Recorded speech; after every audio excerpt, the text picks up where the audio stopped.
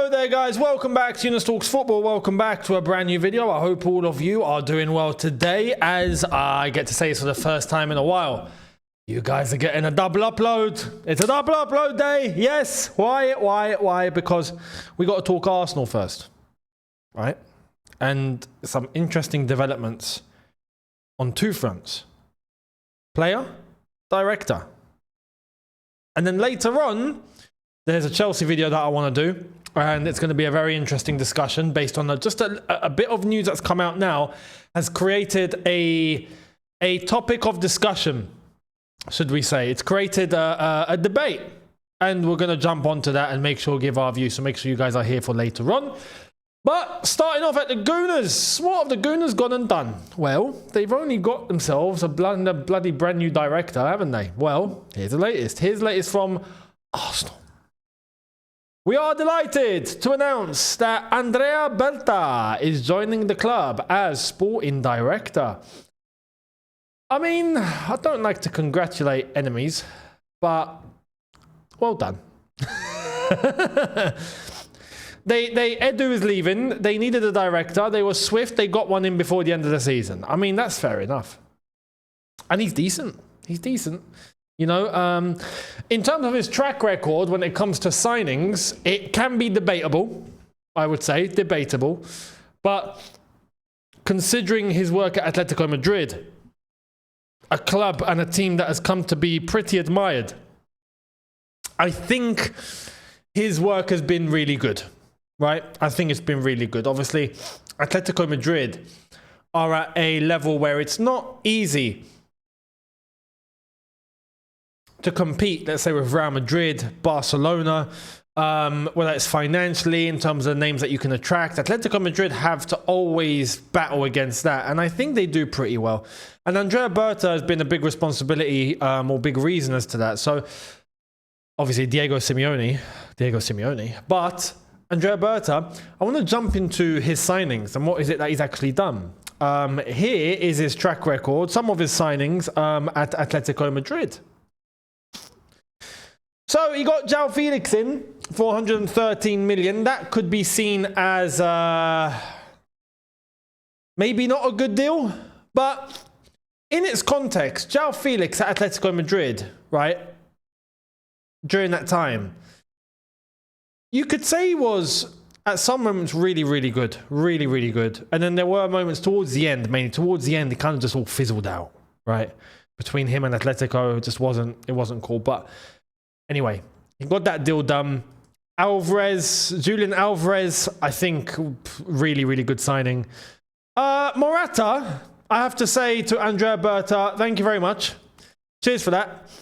This was, look, when we sold Morata, I was shocked. I was like, how in the hell did we manage to pocket that much for him?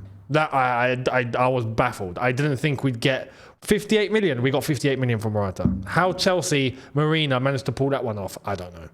Because Morata at that time was flopping hard, right? We all remember open nets, close chances, tap-ins. He'd miss them. And we were like, what the hell is wrong with this guy? Next thing you know, we get him sold. He's sold to Atletico. Check this. Sold, right? For more than Diego Costa. You know? Incredible. Absolutely incredible. Absolutely incredible. So, yeah, fair play. There is Costa. On top of that, Costa, we love Costa. Fantastic. Griezmann, this is what tells me this guy knows what he's doing.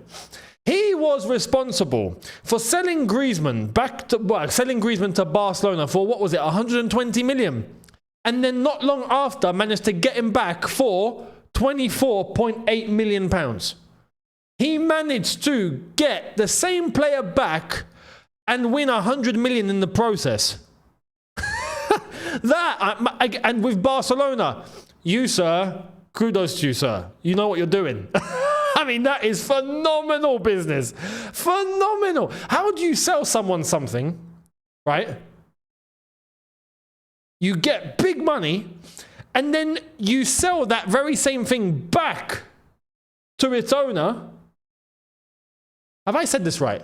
Have I said that? Hang on, now my brain's froze. Yeah. He sold Griezmann to Barcelona, pocketed 100 million. Then you get the person that you sold it to sell it back to you for like 1/10 of the price. I mean, that is just... Well done, well done. On top of that, Mateus Cunha, 22 million. Luis Suarez, 5.5. Yep, Luis Suarez for that cheap, unbelievable. And Memphis Depay for 2.6. Now, we can argue. When Costa went back, you know, was it the same? Probably not. It started off right and then just fizzled again. But we had all the good years of Diego Costa, and I think Atletico had the good years of Diego Costa before he came to Chelsea. So that's just that. Mateus Cunha, right? Not brilliant. He was sold later on anyway to Wolves. And the others actually done really, really well. So. Some of the signings here are, like I said, with Morata, for example, for that much money, you can be like, what the hell are you doing, right? And then there's others, like getting Griezmann back for that much is just stupid. So, fair play, fair play. But that's giving us an idea on Andrea Berta. One thing for sure that you can tell from this is he's not afraid to spend. And that is exactly what I don't want Arsenal to do. You know? And I mean spend, but I mean spend... You actually put your names in the conversation to buy a top player. You need to be able to get the checkbook out for you to be able to do that sort of thing. And I think Andrea Berta does have that ambition to do that anyway. I don't think he's going to be one of those guys that are going to be restrictive or like, oh no, we can't, you know, we've got to constantly look for gems and whatnot. Like, I don't think he's going to be that guy. I do think there's going to be an element of that, obviously, because you want to try and be, as the buzzword says, sustainable. But you have to try and get quality, and I don't think he's afraid to try and go and get quality. So we'll see. We'll see what happens. Now, talking about quality, this is where we take a little bit of a diversion. Away from Berta, let me know your thoughts down below. Arsenal fans, let me know what you think of Andrea Berta. Are you happy? Are you not? I'd love to know your opinions. I actually think he'll do a decent job there. I'm looking at this and thinking, I think it's an upgrade on Edu. We'll see. Now, this is where we could start talking upgrades.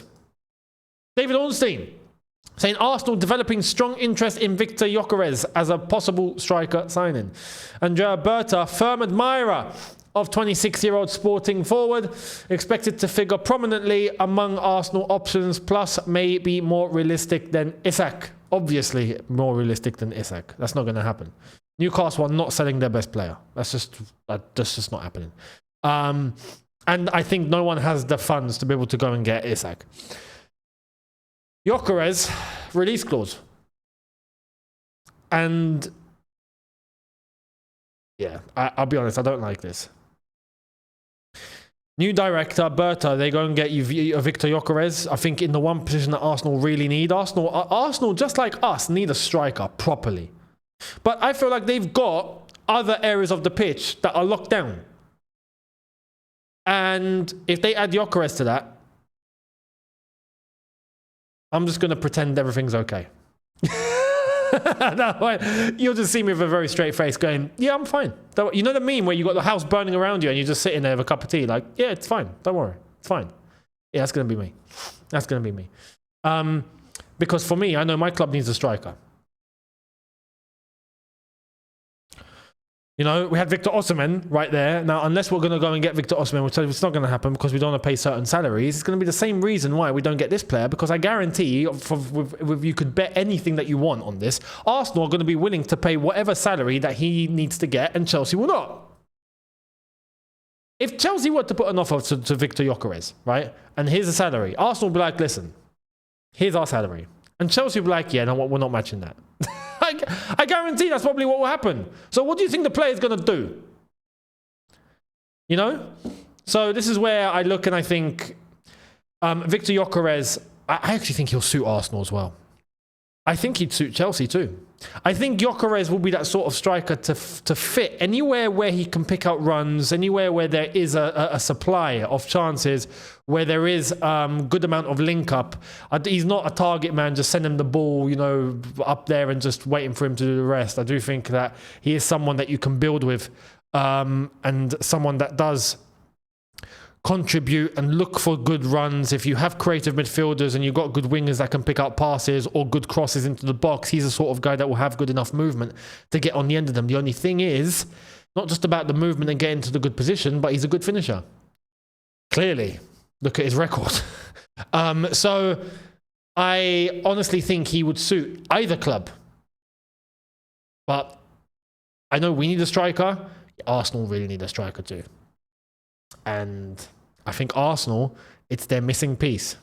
I say missing piece, I'm not talking about like, okay, get him, that's it, it's all complete. But I mean, get Gyokeres in. I think that's a big part of Arsenal's struggles to be able to take it all the way. That does actually get minimised. So we'll see what happens. But let me know your thoughts. David Ornstein is confirmed here. Now, again, I want to ask, because I know this is just not exclusive to Chelsea. Many clubs have this. Is this Arsenal PR? Maybe? Or is this legit? Let me know. I'd love to know. If there's any Arsenal fans, any Gooners, let me know your thoughts down below. I'd be there in the comment section to try and contribute and see exactly what you guys feel. And much appreciated. Thank you all so much. Be there for that video number 2 later on tonight. Make sure you're here as we dive into Chelsea and a certain topic of conversation that has popped up today. So make sure you're there. Thank you all so much. Catch you later, people. Look after yourselves. Take care. And peace.